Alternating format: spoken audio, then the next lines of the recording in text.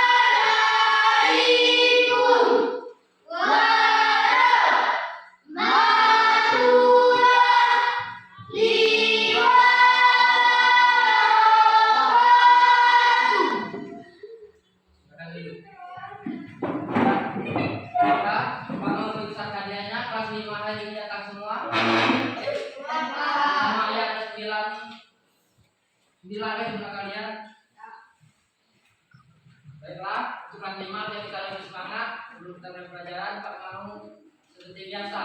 Kelas 5. Siap. Kelas 5. Siap. Kelas 5. Siap. Siap. Kelas 5 apa kabarnya? Baik. Siapkah kalian untuk belajar? Siap. Pak Guru, apa kabarnya? Baik. Siapkah Pak Guru ajari kami semua? Siap. Kami siap belajar, dengar dengan seksama. Kami siap, kami fokus, kami bisa. Ulangi ya. 3. Kelas 5. Siap. Kelas 5. Siap. Kelas 5. Siap. Kelas 5 apa kabarnya? Baik.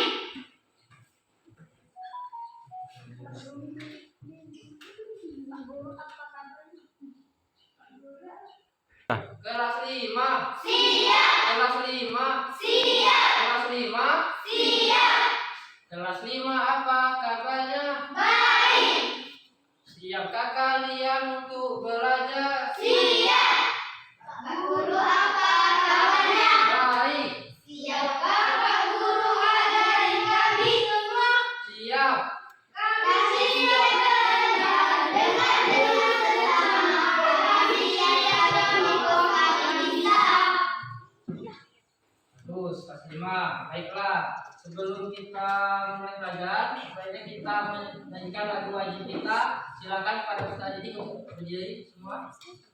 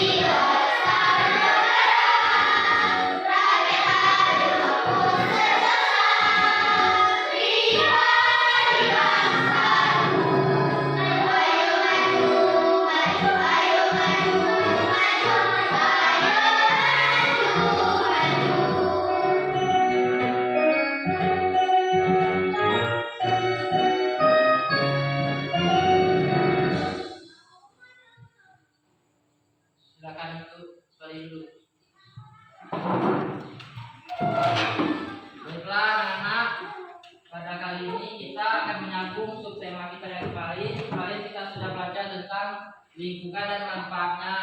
Kemarin kita sudah belajar tentang lingkungan berdasarkan sosial. Sekarang kita lanjut ke masalah ekonomi. Sebelum Pak melanjutkan, Pak mau tanya dulu, apa lingkungan sahabat kita dan sosial itu hubungannya dengan apa? Kalau sosial anak-anak, kalau sosial hubungannya adalah manusia dan lingkungannya.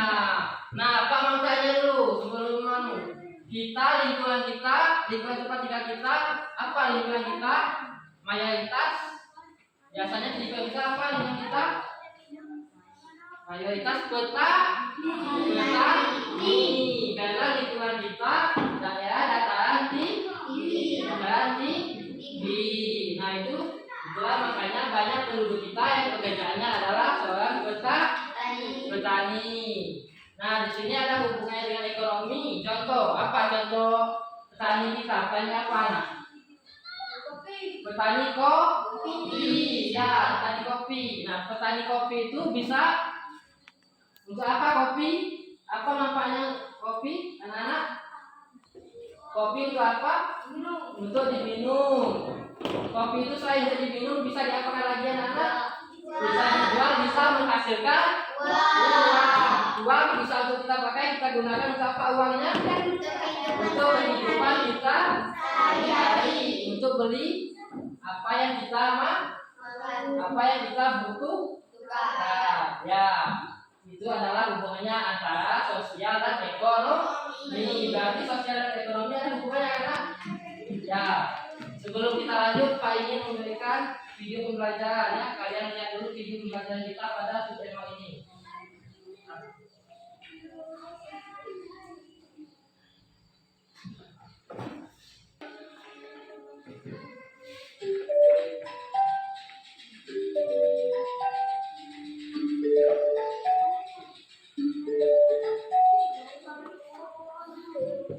Halo anak-anak, hari ini kita akan belajar.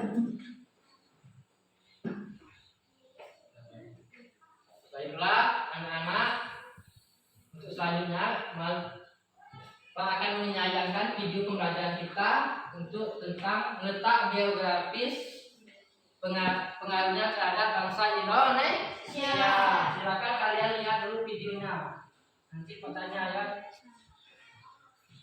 Mengenai kondisi geografis Indonesia dengan kompetensi dasar sebagai berikut.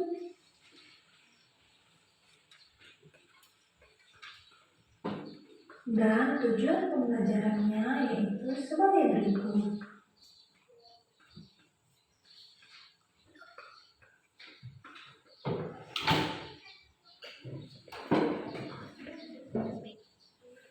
Mengenai kondisi geografis Indonesia terhadap perekonomian masyarakatnya.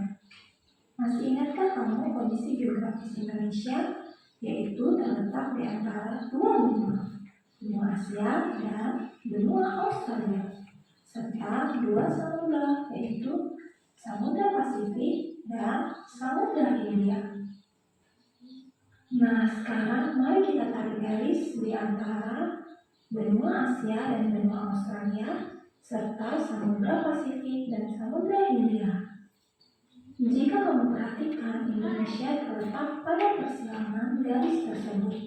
Ini menyebabkan Indonesia berada pada posisi silang. Posisi ini dapat memberikan keuntungan maupun kerugian bagi Indonesia. Posisi silang Indonesia yaitu sebagai lintas perdagangan internasional yang baik. Kemudian pesatnya perkembangan informasi dan teknologi antar benua yang menunjang pembangunan nasional. Ketiga, naiknya pendapatan nasional melalui peningkatan ekspor karena lancarnya sarana dan prasarana transportasi dunia. Sekarang kita akan melihat kerugian posisi silang Indonesia. Yang pertama, menimbulkan berbagai ancaman dari luar negeri. Kemudian masuknya budaya luar yang belum tentu sesuai dengan masyarakat Indonesia. Ketiga, yaitu terjadi penyelundupan barang-barang yang berbahaya.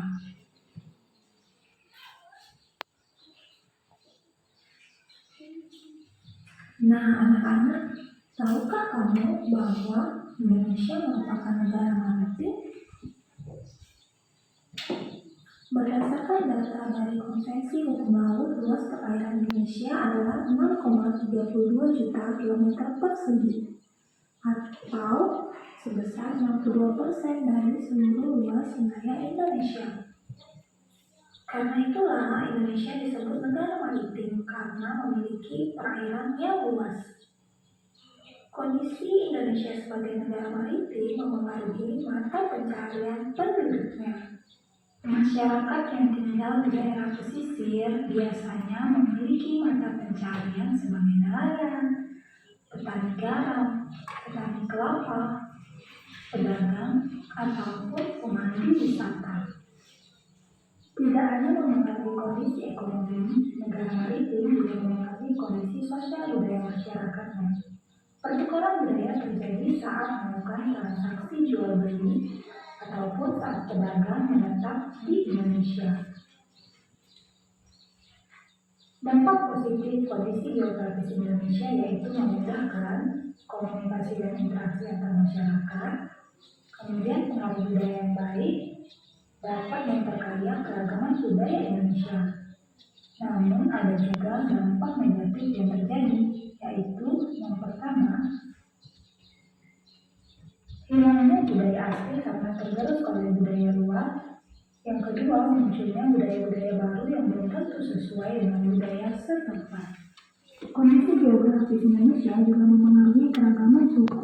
Ada banyak suku bangsa di Indonesia, beberapa di antaranya suku Aceh, suku Dayak di Kalimantan, suku Betawi di Jakarta, suku Toraja di Sulawesi, dan suku Asmat di Papua. Selain suku-suku ini, banyak sekali suku-suku yang lainnya yang tersebar di seluruh Indonesia. Indonesia juga memiliki bahasa yang beragam. Suku bangsa di Indonesia memiliki pakaian adat yang dipakai untuk acara tertentu, seperti untuk acara perkawinan, kemudian untuk acara penyambutan tamu, atau bahkan untuk pemakaman. Suku bangsa di Indonesia juga memiliki rumah adat, kemudian senjata tradisional, dan berbagai macam alat musik yang berfungsi sebagai pengiring upacara adat. Kondisi geografis Indonesia juga mempengaruhi persebaran agama di Indonesia. 6 agama yang ada di Indonesia tersebar luas dari Sabang sampai Merauke. Kondisi geografis Indonesia juga mempengaruhi alat transportasi yang digunakan untuk menghubungkan pulau yang satu dan pulau yang lainnya. Alat transportasi yang biasanya digunakan yaitu pesawat terbang dan kapal laut. Kedua alat transportasi ini telah tersebar di wilayah Indonesia untuk memudahkan masyarakatnya. Oke, sekian pembelajaran kita hari ini. Semoga pembelajaran ini dapat membantu kalian semua. Terima kasih atas perhatiannya. Tuhan Yesus memberkati. Sampai jumpa. Baiklah anak-anak, itulah tadi video pelajaran kita. Apa tadi judul video pelajaran kita? Pengaruh letak geografis bangsa Indonesia. Banyak pengaruhnya anak. Banyak kan, ada pengaruh positif dan ada pengaruh negatif. Salah satu contoh pengaruh positif letak geografis Indonesia. Ada yang bisa menyebutkan? Anak-anak? Dampak negatif, ada yang bisa menyebutkan? Dampak positif letak geografis Indonesia adalah, kita ambil yang dari ekonomi saja dulu ya. Karena Indonesia berada di tengah-tengah kan tadi kan, dijepit oleh 2 samudra. Jadi lintas perdagangan cepat cepat masuk kan, jadi lewat Indonesia jadi Jepang. Itu adalah dampak positifnya dari segi ekonomi, dari segi perdagangan. Tapi dampak positifnya apa kira-kira anak-anak? Bisa kalian bayangkan? Kan dampak positifnya sudah Pak kasih tahu. Mudahnya keluar masuk perdagangan, lintas perdagangan jadi cepat masuk Indonesia. Kalau dampak negatifnya apa anak-anak kira-kira? Mudahnya kita terpengaruh budaya lain. Jadi budaya kita jadi tidak dilestarikan, itulah makanya fungsinya kita untuk menjaga budaya Indonesia.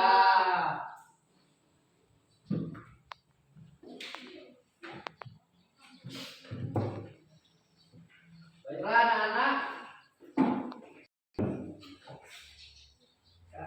Pak akan memberikan soal latihan tes.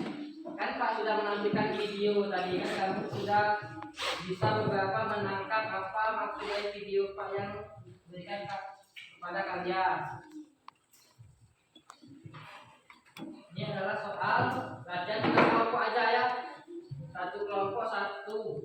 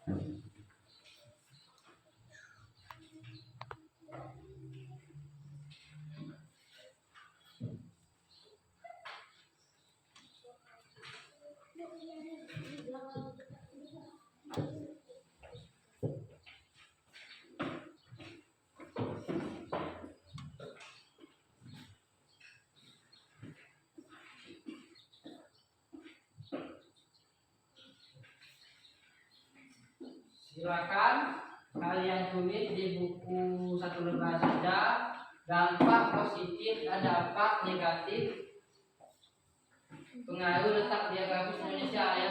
Nah, di satu aja yang nulisnya, perwakilan nanti Pak panggil satu-satu ya. Panggil satu kelompoknya. Boleh tidak? Tidak. Baiklah anak-anak. Setelah tadi kan tujuan pembelajaran kita, kalian sudah mengetahui karakteristik letak geografis Indonesia, pengaruhnya terhadap banyak kan pengaruh letak geografis Indonesia. Salah satu contohnya adalah pengaruh budaya, sosial, ekonomi. Itu apa lagi? Salah satu contohnya yang kalian tahu. Selain budaya, ekonomi, sosial, apalagi pengaruhnya terhadap transportasi. Itu kan banyak. Jadi letak geografis Indonesia, kenapa Indonesia disebut dengan negara maritim? Negara maritim apa anak-anak? Negara kepulauan. Cerdas. Beri tepuk tangan. Negara kepulauan. Kenapa Indonesia disebut negara kepulauan? Karena pulaunya banyak dan dikelilingi oleh laut, dan Indonesia diapit oleh 2 samudra. Samudra apa anak? Samudra Hindia dan Samudra Pasifik. Bagus anak-anak. Baiklah, silakan anak-anak kumpul tugasnya yang Pak berikan tadi ya. Sini Pak aja yang mengambil, Pak yang ambil tugasnya.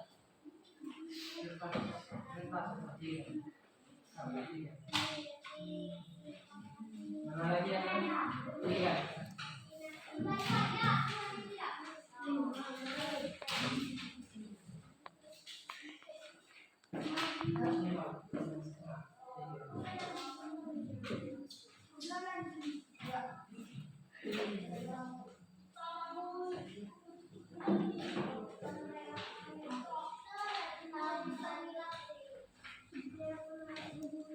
Baiklah, Untuk nilai tertinggi pada pembelajaran kali ini adalah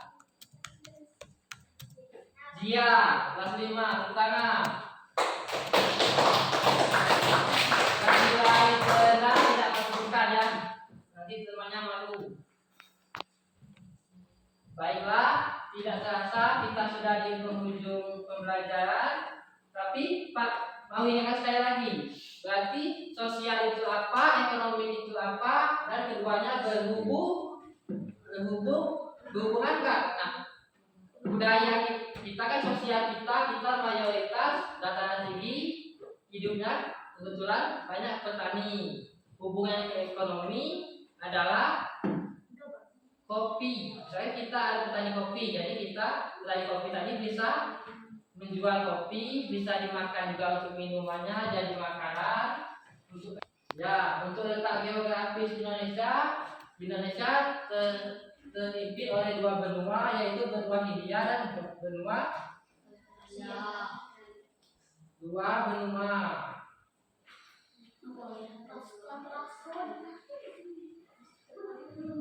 Jadi letak geografis Indonesia bagus nggak anak? Kamu tanya dulu. Letak geografis Indonesia terletak pada letak yang bagus, yaitu di pas Wah. Indonesia sangat beruntung karena dilewati oleh banyak negara lain, oleh benua lain untuk jadi sumber perekonomian. Tapi itulah efeknya banyak ke efek budaya kita jadi tergerus kalau kita tidak memanfaatkan, tidak mau melestarikan budaya Indonesia. Pada pertemuan ini kalian bisa lebih semangat lagi. Tidak terasa kita sudah di ujung pembelajaran. Sebelum kita mengakhiri pembelajaran, ada baiknya kita membaca doa terlebih dahulu ya kepada ketua kelas. Silakan bersiap-siap teman-teman yang lain, bukunya silakan disimpan di meja.